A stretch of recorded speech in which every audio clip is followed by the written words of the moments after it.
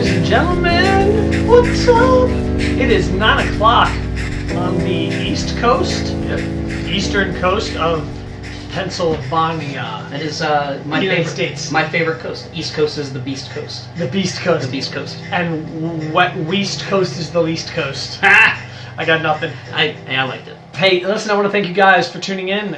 You are listening to Then, Now, Whenever. Yeah, whenever. My name is Shawn Michael alongside J Mac. It's Jesse Mac. Jesse if you're Mac? asking. Hey, I said, I like it. Yeah. I like it. I saw your hashtag J Mac. Yeah. And that's why I decided to J Mac. Just in case anybody's looking for me as an artist. They're like, oh, hey, he's also doing long-winded talking about wrestling. Hey. That's what I like. Let's go over and check it out. Let's be clear. Yeah. If they're looking for you as an artist, Yeah. they don't care about you. They just want you to dance, monkey.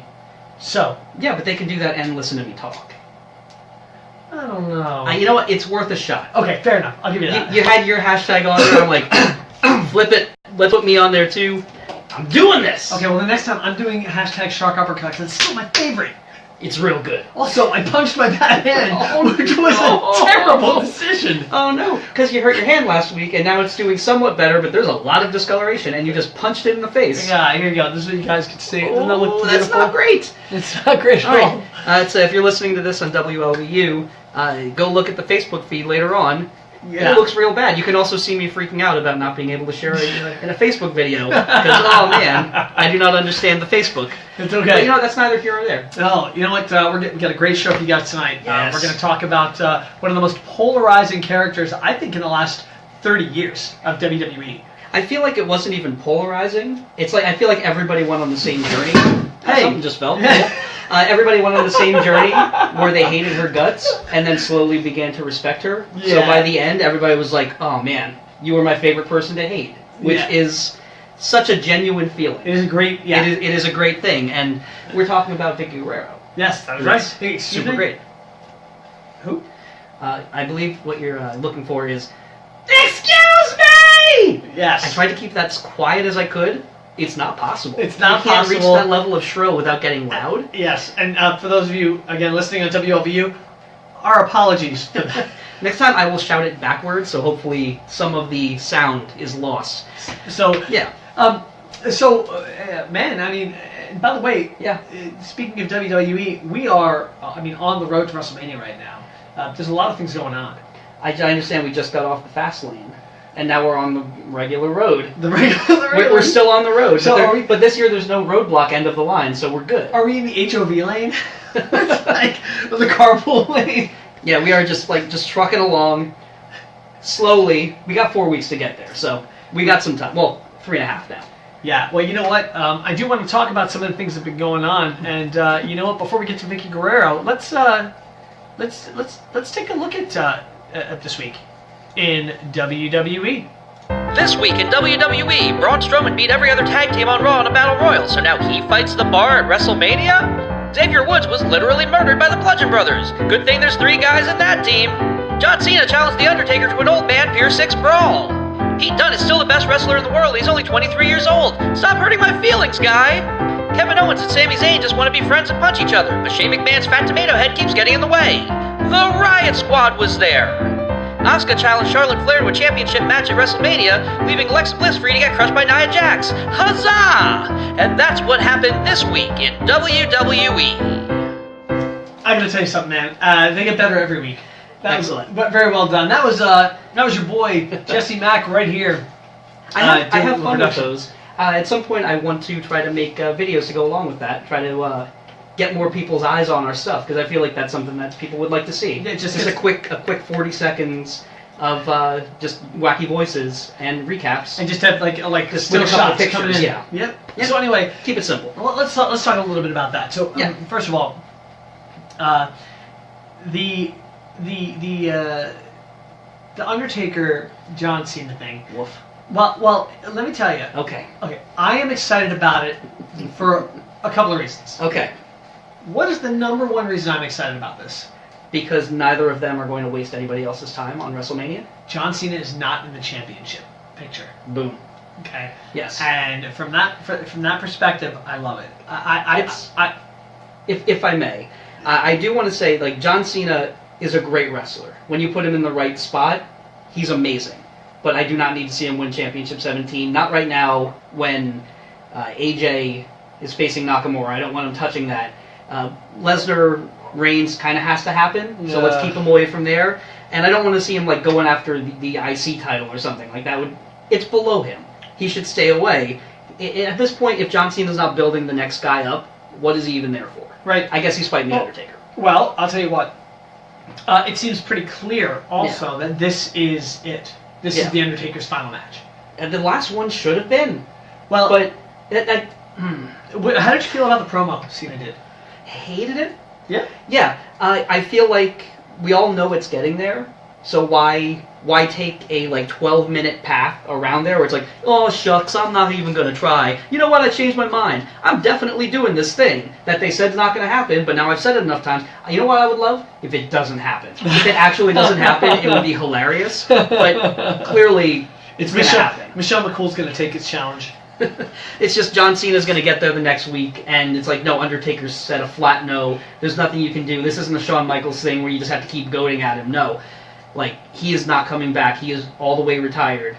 He left all of his clothes here, and we got rid of them already. There's nothing we can do. He's like, hey, does anybody know where my hat went? I did see somebody mention the concept that perhaps he could say, the dead man is retired, but then... the American Badass can take it up. Oh, no, because that means Kid Rock's going to play live. Kid Rock's going to play live. He's already there. I hate Kid Rock. Maybe that's why they didn't induct Cyndi Lauper this year. Because she can't perform Actually, I would love to hear her perform Undertaker, one of Undertaker's themes. Let me tell you what.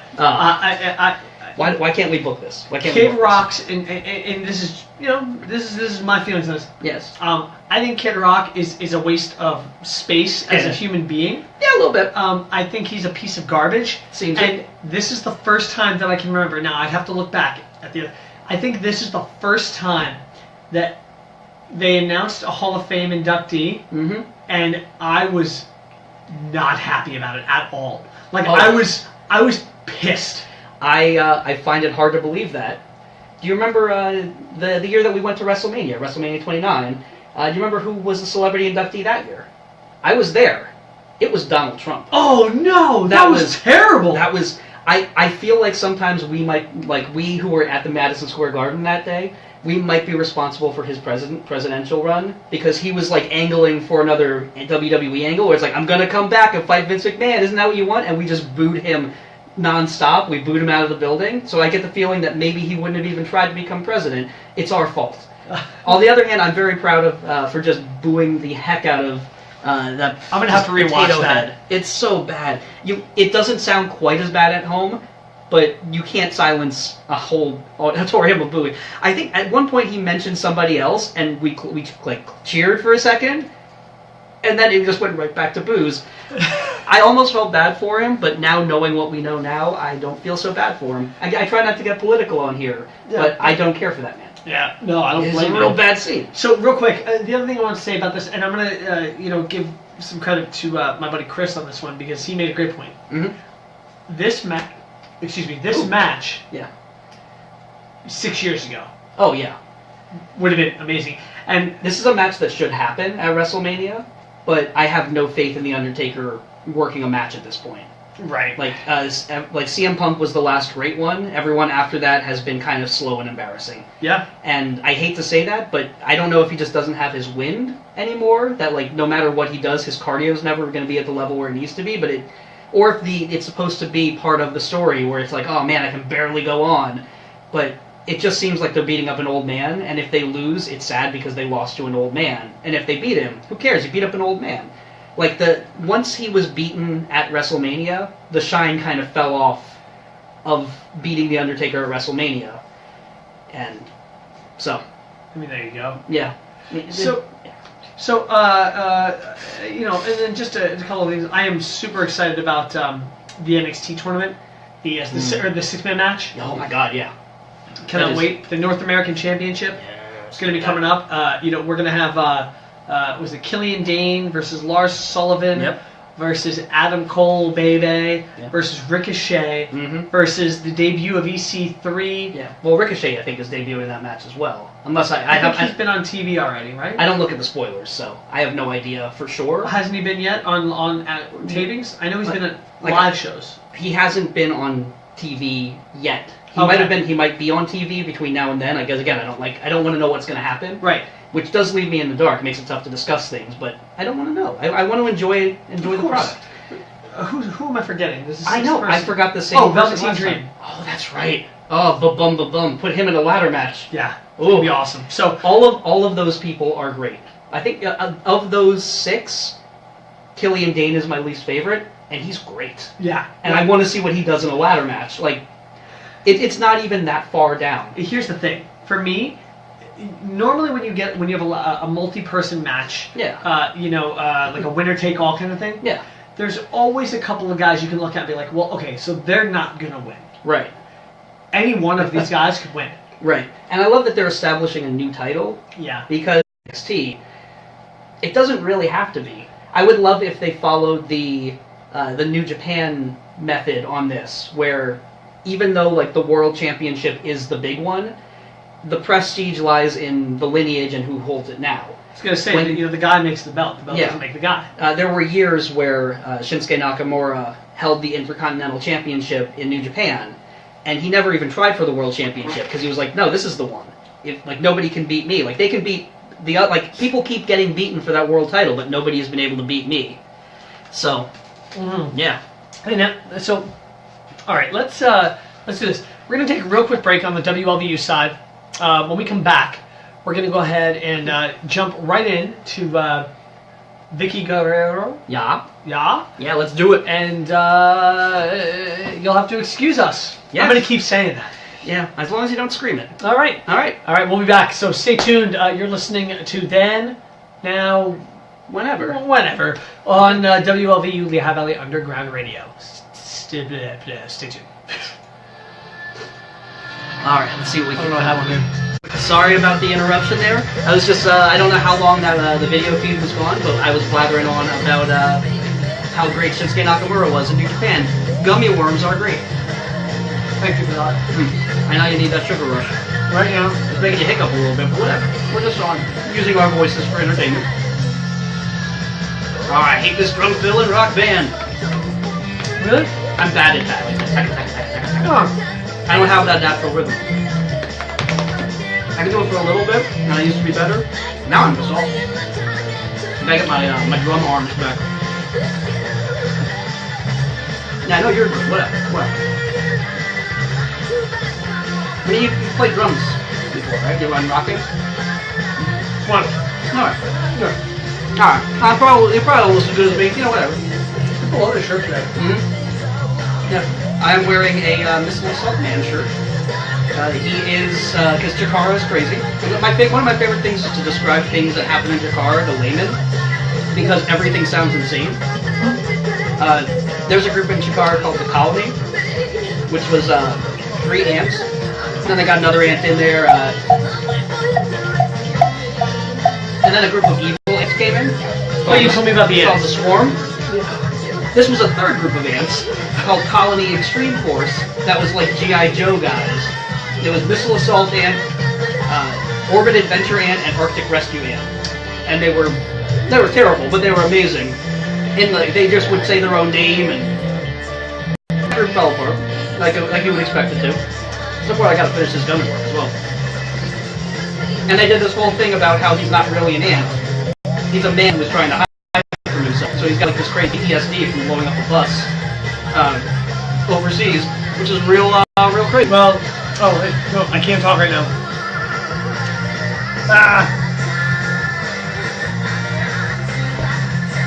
Alright. People trying to call me while I'm doing a show. Whoa.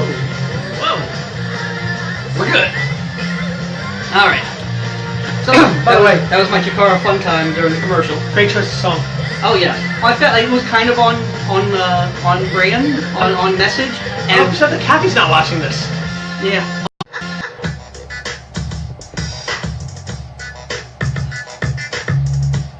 Hey. Arguably, one of the worst theme songs I've ever heard in my life. I think usually she would come out to whoever she was at the time or Eddie's music. Apparently this was her music at some point, or possibly just in one of the video games. Also, but it says "excuse me" at the beginning. It gives sucks. You that feel. It sucks. Oh yeah, that is super generic, like hyper mega generic. Yeah. Like I don't think I have describing words big enough. Before that, appropriately enough, we had "Excuse Me" from No Doubt. Excuse me, Mister. Excuse me, Mister. Yes. And I'm waiting in line. Yeah. I'd like to buy some of your time. But so that setup, of course, is for the topic of this week. Yes. Which, last week, Clicky Von Wheeler. Professor Roundabout. Yeah. Professor Roundabout. Yeah, Clicky Von Wheeler. Well done. Oh, did you like my allergies? What? Did you hear that whole thing? No, I think I missed something. Oh no! Okay, just a real quick thing. Let's fill me in. I even said, I was like, man, because you seem to appreciate my real quick thinking. Yeah. So sometimes Kathy, it goes right past me though. Well, Kathy, right before this, we do a show. Kathy and I called The Shows We Watch. We talk about TV shows. Yes. And at the end, as usual, we were playing a game. Yes. Right. And the game was real medical conditions or ones she made up. Yes. Yes. Right. And one of them she talked about this strange, bizarre allergy to water or sweat. Okay. That is a real thing. Yeah, that sounds right. Right. That people have that. It's painful. Yeah. And so anyway, I said, gosh, there are so many odd allergies out there. Mm-hmm. I said, Kathy, we're in the wrong line of work. So if we want to talk about really interesting material, we should just... Thank you for tuning in to the finale of The Shows We Watch. Tune in next week for our brand new show, Allergies. It's spelled G-E-Z. Oh, that's real good. That's real good. I hate to say this because it's the best part of the show, but sometimes I miss the end because I'm getting ready to get things started here. Yeah. I kind of have to stop watching and work my way up, and I miss like 2 minutes. That's all right. Kind of not the point. Let's talk about Vickie. Vickie Guerrero. Yeah. What an interesting character. And you know what? You know, if you would have said, back in 2005, yeah, when they brought her on, during the Eddie back 2003 during the Ray and Eddie feud. I think she did show up in 2005 though. She might have shown up even earlier, but that was the that's the one I remember. Okay, so but when she shows up, if you would have said, hey, you know what, someday that woman's going to be a character in WWE, and people are going to care. You're like, what? She looks so plain. Right. She looks like a regular lady who happens to be married to Eddie Guerrero. Yeah, which she kind of was. Right. I guess in some ways. And but yeah, it's to think like, oh, she is almost definitely making it into the Hall of Fame. At some point, she's going to be that person where people are like, oh man, like, does she really deserve to be in there? And then they show the clip package. It's like, oh yeah, she does. She was great. They asked her if you are inducted into the Hall of Fame, can you think of somebody you'd want to induct her? You know what she said? Who? Her road buddy. Tamina Snuka would be one of the first people she would think of. Yeah, that's really They were nice. real close. Yeah. So, but yeah, I mean, Eddie Guerrero, of course, legendary Hall of Fame wrestler Eddie Guerrero. One of the best. One of the best ever, yes. It's I'm always amazed by how much he captured the heart and love of the WWE, the WWF, and then WWE. And then he was able to also make them hate him so much. He was so good. Yeah. I just, doing my research, I rewatched some of the stuff that he did with Vickie, and oh my god, like, he is... I don't think you would even be able to put some of the stuff they did on television anymore, because domestic abuse is a real trigger. He was so good at being a total slimeball. Like, I cannot imagine hating him more for how he treated his wife and children in that segment. It was horrifying. Yeah. It's... Yeah. And you know what? I mean, some of the best stuff is the stuff that makes you uncomfortable. Yes, and it definitely did. He punched Bob Holly in the face and then turned around and said, look what you made me do. Yeah. Like, that is entirely gross and toxic, and I can't imagine watching that and having had, gone through it in my real life and not dying inside. So I'm glad that they don't do that anymore. Yeah. But, oh man, like, that heat. Yeah, that Latino heat. Yeah, well, and then unfortunately, that heat faded. Eddie Guerrero, of course, passed away from acute heart failure at 38 in 2005. Yeah. And sadly found by his nephew Chavo. Yeah. In a hotel room, and which ultimately one thing led to another, and then here comes along Vickie Guerrero, who doesn't realize that she's only. I mean, she's there for what she thinks is going to be kind of a one-off thing or a short thing. She ends up, and we'll get into this, but signing a 1-year deal. Yeah. That 1-year deal ends up being 9 years. Yeah. It's like a 10-year deal. Yeah. Yeah. She ends up leaving in 2014. To further her education in healthcare administration and management. Oh, wow. But and then she got remarried in 2015. And I did see, yeah. So, it's just amazing. And yeah. I mean, can you really think of anybody else who's generated more heel heat with 2 words than Vickie Guerrero? Honestly. Excuse me is just epic. It's amazing how much she could rile up the audience so easily. It almost seemed effortless, which is funny because I read somewhere that she said that she started off being terrible, but she really grew into her promo work, and she said that like watching Eddie practice promos in the mirror for hours on end, like you kind of pick that up a little bit. You get a feel for the amount of work you have to put into it and how you get good, and she definitely put in the work. Well, what's the cliche? You only get out what you put in. Yeah. And just I also read her say that she approached everything like with a lot of heart and like 100%. Like she always put all of herself into it every time, and it showed. Yeah. Like it didn't matter what you were making her do, and there are some really stupid things they made her do. Believe me, we'll get to them. Yeah, and Dusty Rhodes was the one who gave her that advice too. Oh, you know what? That's right. Yeah. Yeah. We have read the same interviews. That's great. Just a little bit. Yeah. That's how research works. Yep. But so. So let's talk about this now. Yes. So she debuts in 2005 with WWE as part of the Mysterio and Eddie feud. Involving his son Dominic.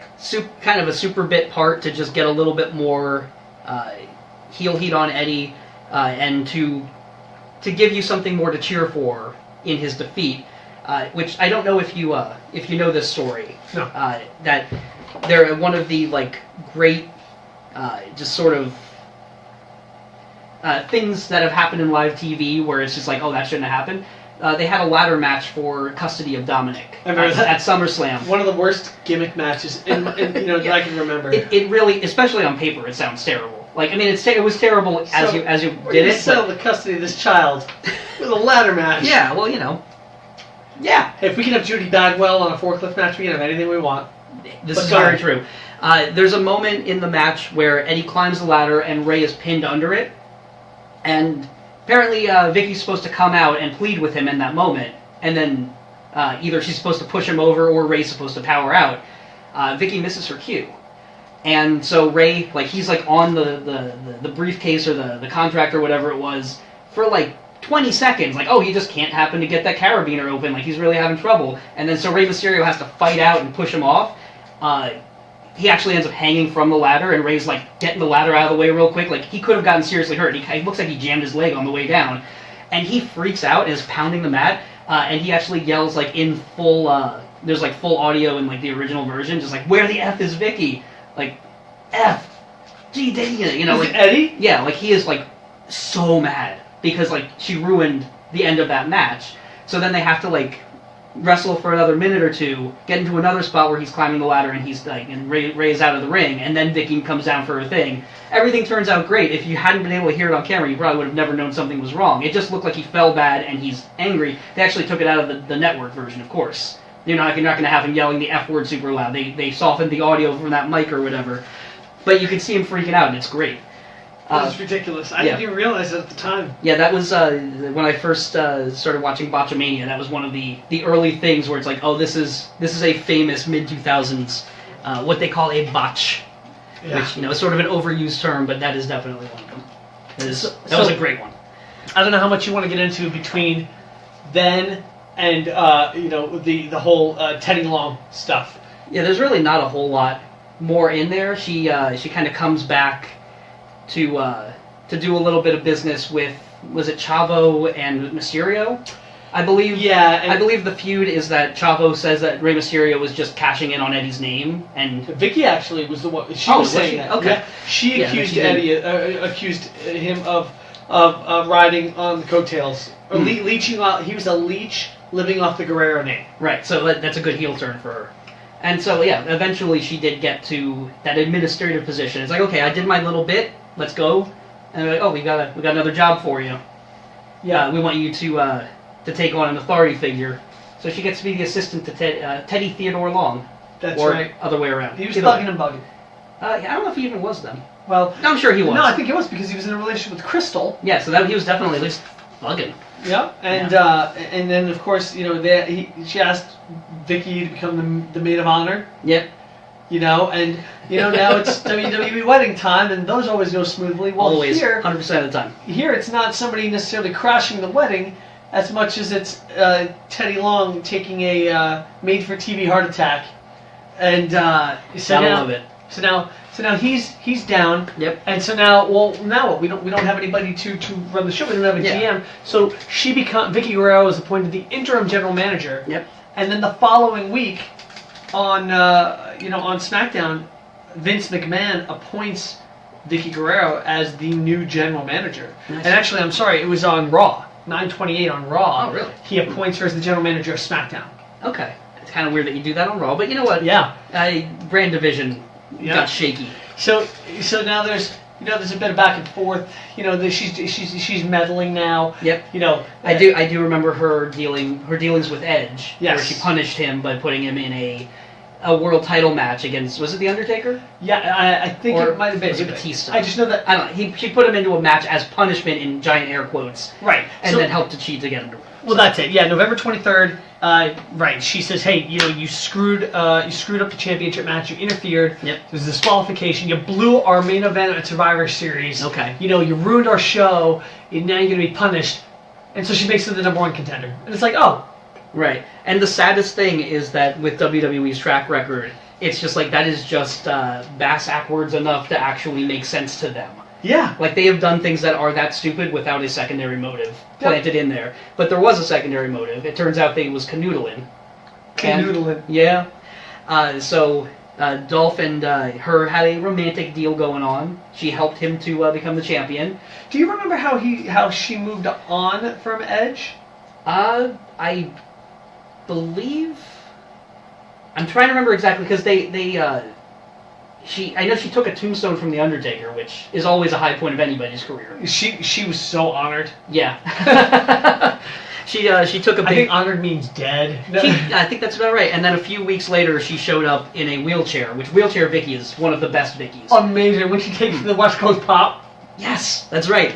And I'm remembering, because they started a group called La Familia, where it was her and Edge, Chavo, the Edgeheads, which was Zack Ryder and Kurt Hawkins, and I believe they added someone named Bam Neely, who I have erased from my memory, but that's what it says. He was there for some short period of time, and he proposed to her, and they also, I guess they got married off-screen, but they had the reception on SmackDown, which is a bit of a change. Usually you have the wedding on the wrestling show. Yeah. And then Triple H shows up and shows the video of him cheating with the wedding planner, Alicia Fox. Because she wasn't Alicia Fox yet, she was just some lady.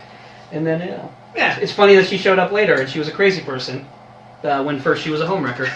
So yeah, Vickie didn't take that well. And I believe that was sort of the split. Even though they did come back together again later, and they just split apart for whatever reason. That's But so she's now she's with Dolph. She does get to Dolph eventually. If I can jump back a little bit. Please. She had a feud when she went over to Raw with the winner of the Miss WrestleMania Battle Royal. Do you remember who that was? I do. Santina Marella. That's right. Santino's twin sister, Santina Marella.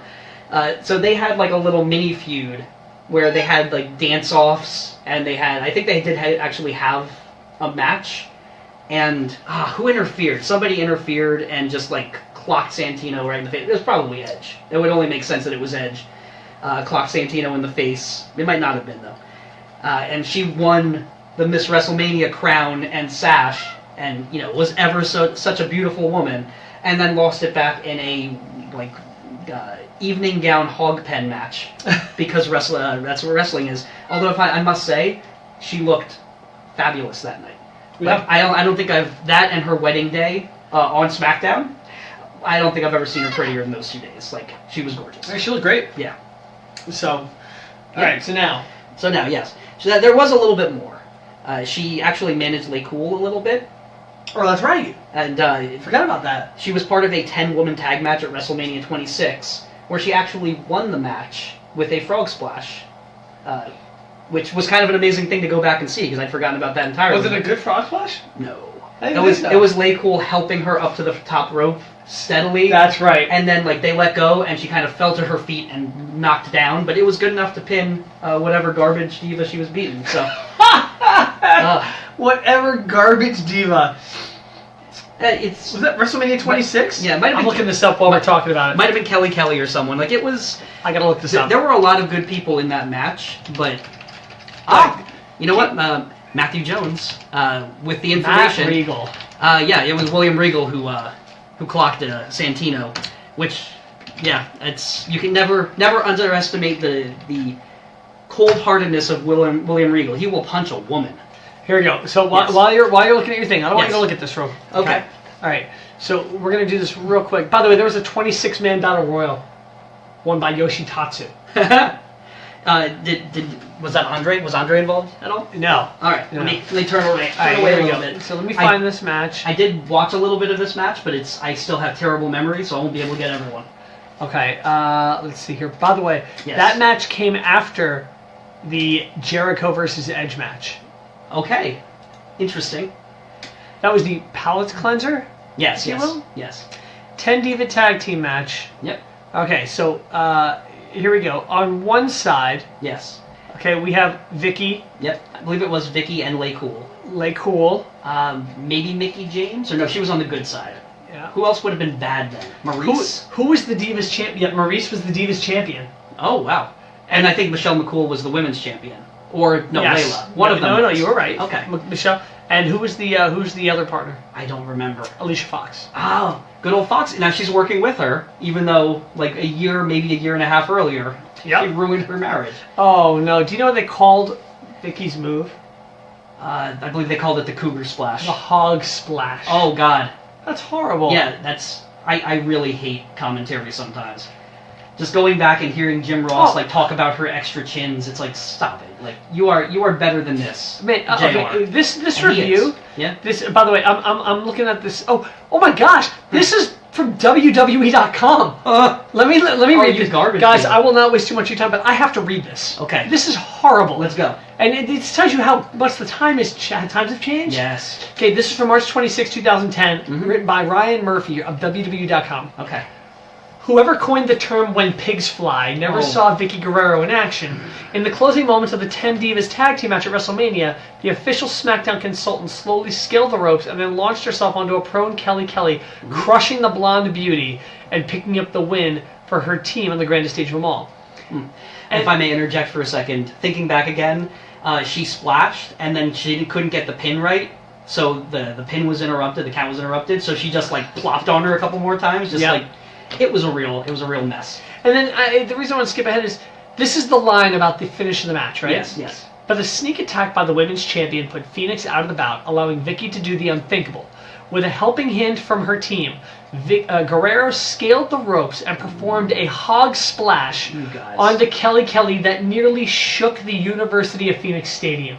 She might be 180 pounds. She was not that heavy. That is horrible. You guys are the worst. Horrible. And by the way, the other team, Mickie James, Kelly. Yep. Can you name the other three? You got the good ones. One of them is a Hall of Famer. Gail Kim is in there. Yes.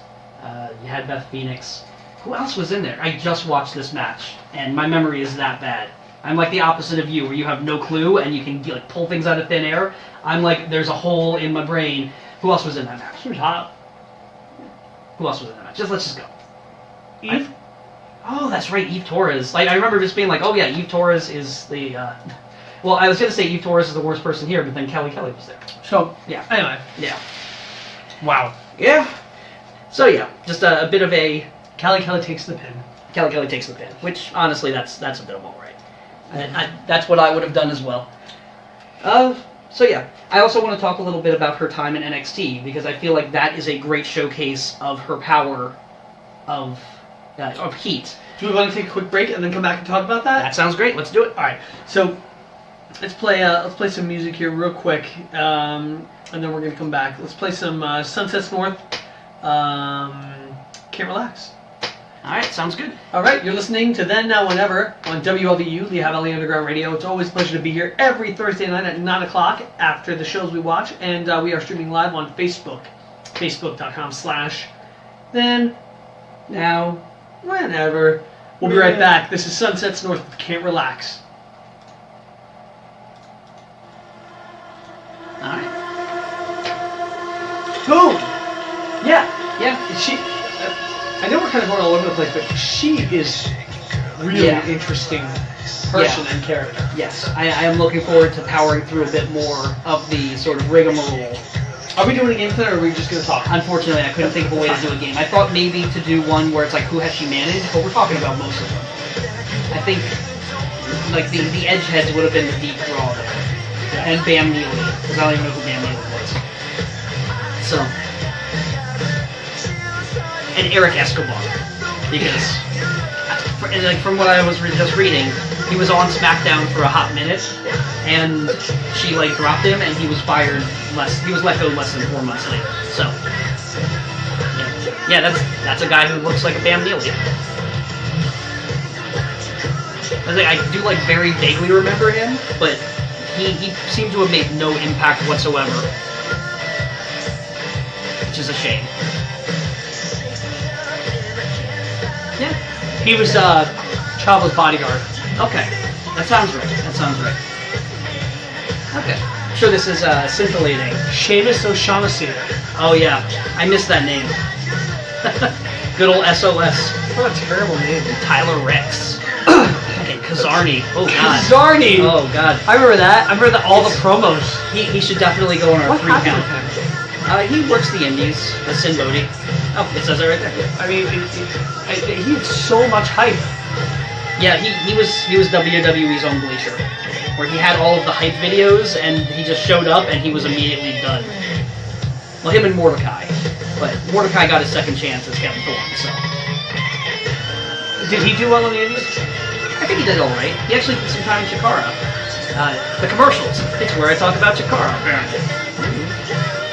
Oh, it's WWE recently let go of Abby Lee, but she is going to make her Chikara return as Kimberly, which makes me very happy. That's awesome. And, I remember you guys were really excited that she got signed, and then she got released. She didn't last very long. No, she had a good showing in the Mae Young Classic, and barely got used outside of that, which makes me very sad. Oh no! I wish this wasn't happening.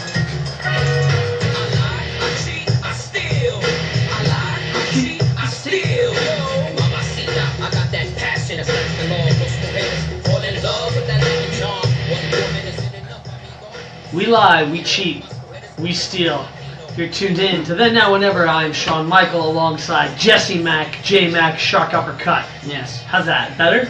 They also call me Good Call Jesse. They call me J-Bones. They call me Studs Turkle. Studs Turkle is a good one. So, I'm a man of many names, but I only want to be referred to as Shark Uppercut. Except, no, I'm Jesse Mack. I'll just be Jesse Mack. No. Okay. All right, so we are here talking this week about Vickie Guerrero. Yes, the legend. And off the air, we were just talking about how incredible of a character she is. Yeah.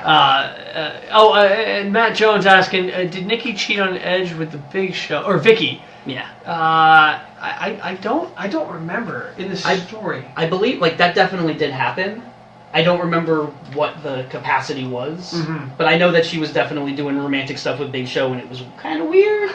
But she had a little butt slap, and but yeah, that probably they had to find somebody for her to cheat on with to end every one of these relationships essentially, because she also lied and cheated and stole men's hearts. Aww. Yeah. So anyway, I did want to talk about her time as Caitlin Pro in the season 3 of NXT, the all-female season. Because I feel like it was a great showcase of what she did, Because Caitlyn, I don't know how much you remember about this. Caitlyn was a last-minute replacement because they let go. They had a actual giant. I believe her name was Isis, her wrestling name. Oh God! And actually, it was either Isis or it was some I don't remember what the other name was. I think she was going by something else in WWE. I digress. But they let her go. I don't remember exactly why, or I don't know exactly why. But Caitlyn was a last-minute replacement. Literally had her first match on NXT TV. So she was super, super green. But they put her with Vickie, and the whole story of the two of them was that Vickie hated her and didn't believe in her at all. And Caitlyn was just like, can you believe this lady? She's the worst. I'm vote for me because, she hates me, so I must be pretty great, essentially. Yeah. And she won. She won the whole season. I feel like she won the season because of Vickie's heat. Off of Vickie's heat. I mean, not entirely. She did also improve as the season went on. She was best friends with AJ, which really helped. Because the two of them kept doing weird, nerdy in-joke stuff, and it was great. The high point of the season, perhaps, was they did a Halloween episode, and her costume that night was Vickie Guerrero, and it was a wonderful Vickie Guerrero. She even did the Elaine dancing that Vickie Guerrero would sometimes do. Oh God, it was good stuff. Unbelievable. Yeah, so it's one thing to have people hate you because you're making it's a cheap heat, but it's one thing to have people hate you. It's another thing to give somebody a career on the back of other people's hatred for you. That's right. That was the most amazing run, essentially. That was, if she did nothing else, that would have been noteworthy. But she did quite a bit more. Yeah? Yeah. I believe you wanted to talk about her time with Ziggler. Yeah. That was an interesting story for me. Yeah. Because Dolph Ziggler, hi, I'm Dolph Ziggler. Right. There wasn't a whole lot happening. He was kind of a rudderless ship for quite some time. He was getting the accolades, he was kind of making his name, but he didn't have it. He wasn't getting the reaction yet. Right. There wasn't anything negatively or positively that was just must see TV about him. Yeah. And then I believe it was Vickie that really gave him that first sense of people turn their eyes to him. Right. It seemed like he was doing okay, but he was just floating. He was just floating there, and Vickie made him a magnet. They did the same story again, essentially, where she was in power and used her power to help him win. But what can make you hate a man more than that? It's a good story. They did it twice in 3 or 4 years because it worked so well the first time, and let's see if we can do it again with Dolph. Well, yeah. And heck, it worked. It worked pretty well. Yeah. It's not quite as well as Edge, but Edge had a head start. He was Money in the Bank before he was the Rated R Superstar, he was before he was with Vickie. He'd already reached his height, whereas Dolph reached his height with her. You don't have to explain it to me. I think I know him. That's hard. That's harsh stuff. Excuse me. I think I know him. I think I know. You're hurting my feelings, man. Oh man. Yeah.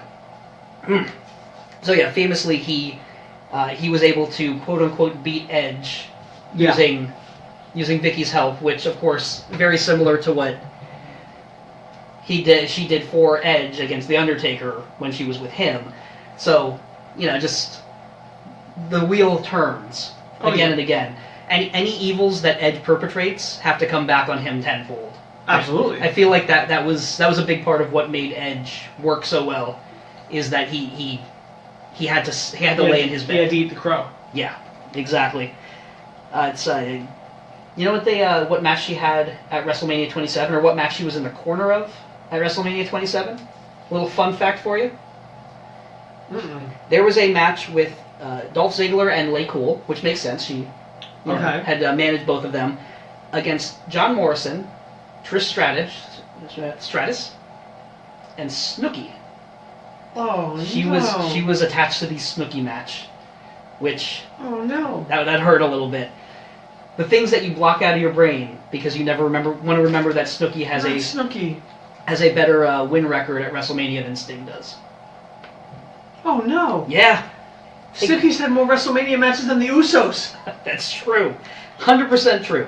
I'm assuming that will change in a month. But there's always times to ruin our hearts and kill our dreams. Next week, I'm going to make a point to do a WrestleMania trivia with you. Okay. And it's going to be, no matter what we're talking about, Yeah. it's going to be who has more WrestleMania wins, Snooki or this person? Right. Hmm. If Michael Cole is on that list, I know that the answer is he tied. He also is undefeated at WrestleMania with a 1-0 record. Oh, Yeah.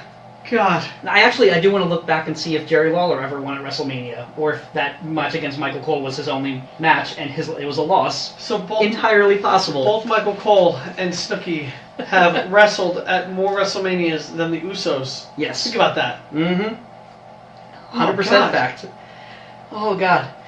So I don't know if you remember on SmackDown when AJ was the general manager. Matthew is arguing Snooki was good. She did better than you would expect a person named Snooki to do, but I don't know if I'd classify it as good. She did better handsprings than I was expecting. She didn't stink up the place as much as I thought she would. Still never should have happened. I guess I should give her credit. Enough time has passed. It's no longer embarrassing to talk about Snooki because she's no longer part of our current zeitgeist. Who would you rather have in the WWE Hall of Fame? Snooki or Kid Rock? I'll take Snooki. I think I actually have to go with the Kid. He actually did more. Oh no! And he's He's a piece of walking garbage. yes, but he also wants to be a cowboy baby, which is I'm going to walk out of this room. that's commendable. It doesn't matter. He can smell a pig from a mile away. And also, Diggy Diggy said the boogie, said up jump the boogie. His name's Kid Rock. I want to stop now. I've gone too far, and I've hated myself for 20 seconds. I cannot even describe to you how much I dislike Kid Rock.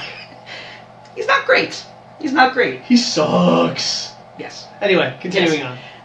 Yeah, we could just have a whole episode about how much we hate Kid Rock, and it would just be us being like, oh, he sucks. I'd love to do an episode just talking about the bad. worst Hall of Fame inductees. Ooh, that would be fun. Let's put it on the list. Okay. So yeah, AJ got to be GM. Right. And I forget why she was let go, but once again, here comes Vickie Guerrero to fill in that spot. I love AJ. Like, whenever people got let go, Vickie Guerrero was always that next general manager in line. I think, went back and forth 5 or 6 different stints on Raw and SmackDown. She was so good. She was. And, yeah. She actually, she had Brad Maddox. I don't know if you remember that guy. I remember Brad Maddox. As her assistant. They called themselves Team Bricky, which was real cute. Yeah. So she actually also had... She had sort of like a low-down feud with AJ, because AJ started kind of going anti-authority, anti-diva. And I don't know if you remember this one. I believe was it WrestleMania 30? It was WrestleMania 30. She had AJ defend the Divas Championship against every other woman on the roster. Yep. In the Vickie Guerrero Invitational. Which, my favorite part watching that back again today was that they had her standing on a platform, almost as though she was the Andre the Giant statue for the Vickie Guerrero Invitational. It's the little touches. And of course AJ won that because you got to defy the odds. And I believe was beaten by Paige the next night, if I recall correctly. That's right. That seems like the right timeline, but That's sort of the sweet little crumpet. The whole crux of this show. No. The whole crux of this show is that I have no idea when anything happened. So I could be wrong about that. I could be wrong about everything. We should just purposely mix up the orders of events. It's like, oh yeah, that was right before, right after that is when Andre the Giant had to give up the championship because he just bought it from or $1 Million Man just bought the championship from Andre and it didn't really count, so he had to give it back. That was right after AJ defended that belt. That's right. Yeah, that was. That's right. I got it backwards, but you know what I meant. And of course, the night after John Cena, gave the FU, right, adjustment to Edge and Big Show at the same time. Yeah. That's when he brought ruthless aggression to. No, wait, that's not right. Anyway, I believe it was you got a little toothless bit of time aggression, and then something terrible happened to a whole other family in Canada. So yeah, there was a moment where Vickie went afoul of Stephanie McMahon. Mm-hmm. I believe it was one of those goofy garbage segments where she had to get coffee for Steph, and Roman Reigns put something in the coffee, and it made Steph sick, and then they had cartoon vomit on Vickie. Yep. And so she was mad, so she put Roman Reigns into a match, and Roman Reigns got into a thing, and Steph was like, ooh! And that was what led to her inevitable The hog pen match? Yeah, that's what led to her leaving. Well, not led to her leaving the company in real life, but that was sort of the storyline push toward the end of her time. Was that Stephanie was like, okay, we're having a match, and if you lose, you're fired. And it's like, okay, the match is not going to happen in the ring. It's happening in this gross mud pool that I'm pretty sure it was pudding because there was a skin on it. Yeah, but I remember the final thing. Yeah. The final storyline piece of her demise or whatever. TNA cast. It was what? Yeah, she lost. Yes. And Edge, of course, you know, you'd think he'd be there, even though they had their history, to be like, hey, listen, whatever. And then, but then he, like, wasn't that when he was like, I want the divorce or whatever, and she has the nervous breakdown. I think we've gone way past that.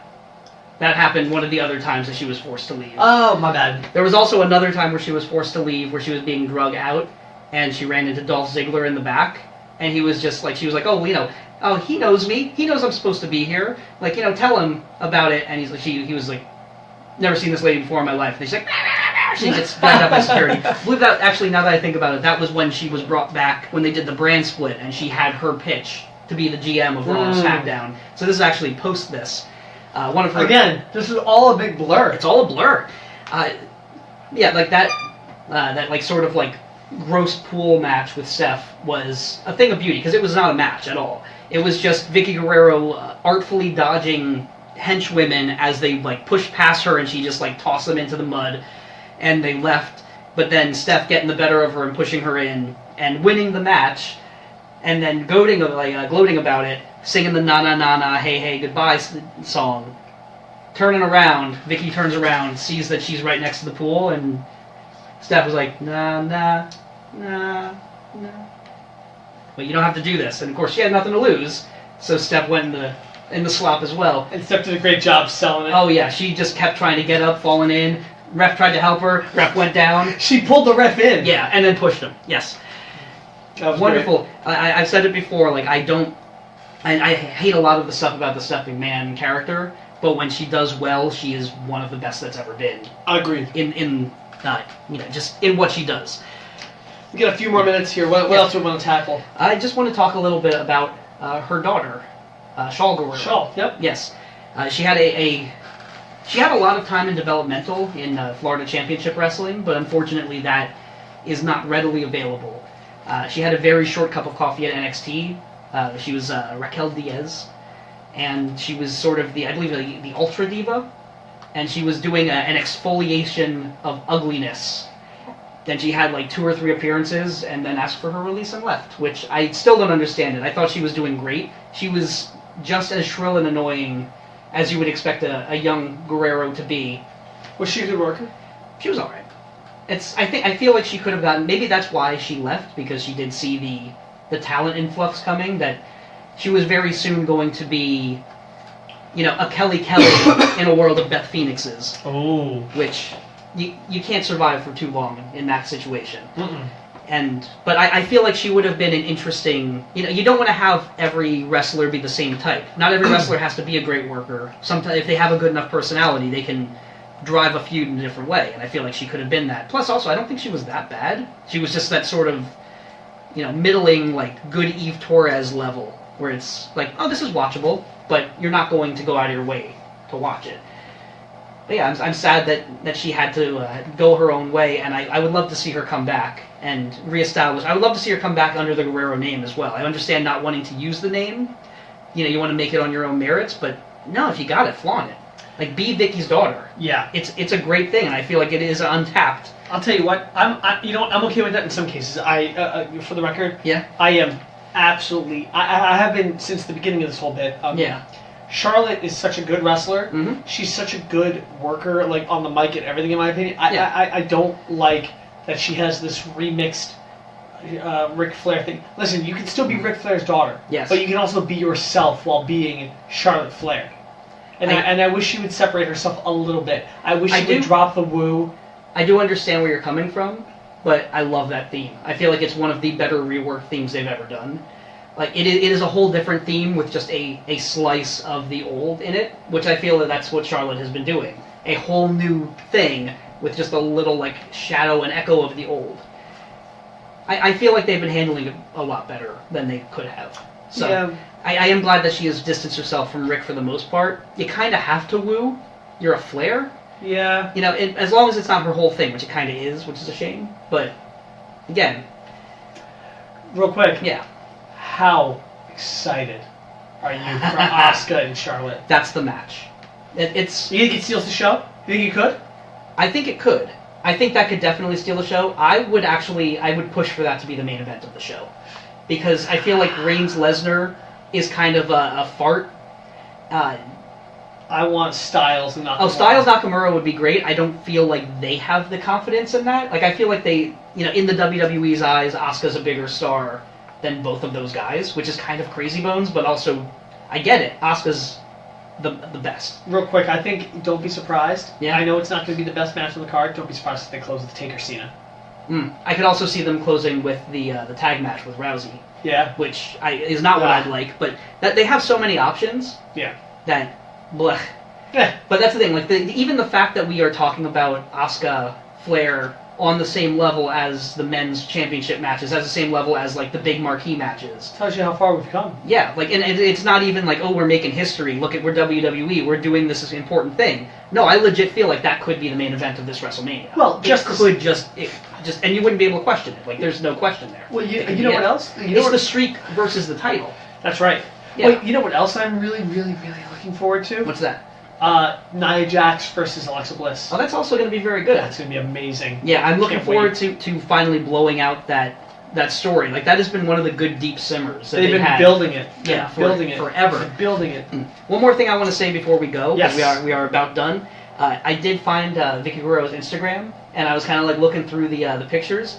She's about to turn 50, and she had a picture like of her like in her backyard, like either no makeup or little makeup, and she is looking beautiful. Like, she is aged nicely. Yeah. But one of the comments on the side, I wrote it down because I couldn't believe it, was, "I love you, baby. Can I smell your buttholes, please?" How many buttholes does she think this? Does she think that? Like, plural? Yeah, more than one butthole.